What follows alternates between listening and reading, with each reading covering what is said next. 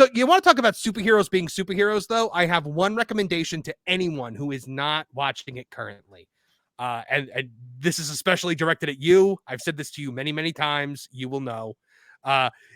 My Hero Academia.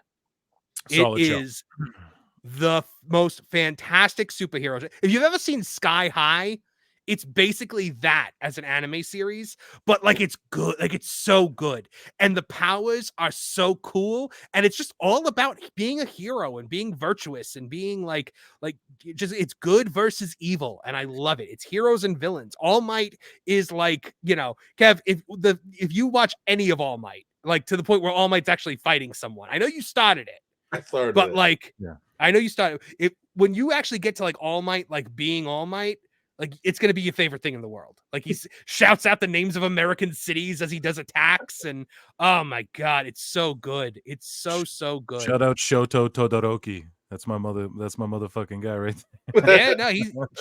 I love Todoroki. Todoroki's a great. Like his mother has ice powers, his father has fire powers. So his right side he can shoot ice, and his left side is fire. Right. It's like, and his hair is like two different colors. It's great. It's really good. And it's just like some of those powers are just so out there. It's like the meatballs. Like the meatball guy, or they're like if they could touch your blood, then they could like determine like when you're gonna die or something like that. Like something really random and stupid and pointless. Well, they're quirks, but they turn it into something useful. Yeah, they're quirks. Yeah, like that's how the way to describe. It's the best way to describe it too, because it's like, yeah, it's an ability, but it's so unique and not just like, oh, this guy can fly and this guy shoots lasers or whatever. Not shitting on the X-Men or anything, but you know what I mean. It's like these weird quirks about people. I love that. Another show, not to veer it off that, but do you guys watch Invincible? Has anybody? Yes. Okay, so that's finished season 2. Yeah, me too. So season 2 took forever to come out. Apparently, season 3 they're going to produce a lot faster.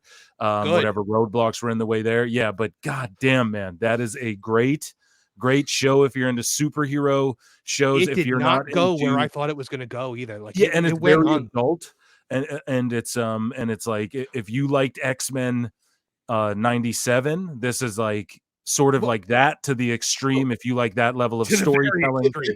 Did you read the book? Like, so do they veer from the source material? So yeah, a little bit, and then they compartmentalize a lot. And they sort of, some things they slow down, some things they rush, right? Like, I don't want to spoil shit if people haven't seen it for real, but yeah. I may be committing heresy, but I am not a person who likes Robert Kirkman's work. I typically don't either, but I like this. Like, I think that Robert Kirkman's like entire style of writing is just, he's going to shock you with things. He's going to shock you with he's a shock porn guy. I liked The Walking Dead. That's a great way to do it. Right. I liked The Walking Dead up to a certain point. And the point that I was done with The Walking Dead was when Negan had everybody tied up and he was going around with like the bat and he was pointing it at everybody about who he's going to kill. And I never had a single moment where I was like, oh God, not them. Because I'm like, I don't care about these characters anymore because I've come to see them as disposable because they can all go at any minute. So I don't care anymore. I have no investment. Yeah, it fell off season 5 of Walking Dead. I just went, you know what? Fuck this. I'm done. It's like, this is. But I never read like all the Walking Dead books. I'm not like a diehard Kirkman. Like I didn't read any Invincible. I want to now. But I'm familiar with like what goes on in the books just out of curiosity. I looked into it a little bit just to see because I'm such a fan of the series. But the show's really, really great. So I just encourage everybody to check it out, especially if you're a fan of X-Men 97, because I was sort of watching them simultaneously there. Yes, and it was almost like, I don't know, it sort of gave me that feeling of like, God damn, if I was a kid and these were the two, I guess I wouldn't be watching like these, because that's the thing, not to bring it back to 97, but they aged it up a bit too, but not too much to where it was so egregious, but it was sort of aged up to where we could all enjoy it because we're the ones who grew up watching the show. And so Invincible feels like that. It's like it feels like watching the old, when I first watched Invincible season 1, that's what I compared it to. I was like, dude, this is like X-Men 97 for adults. So I encourage everyone to go check it out.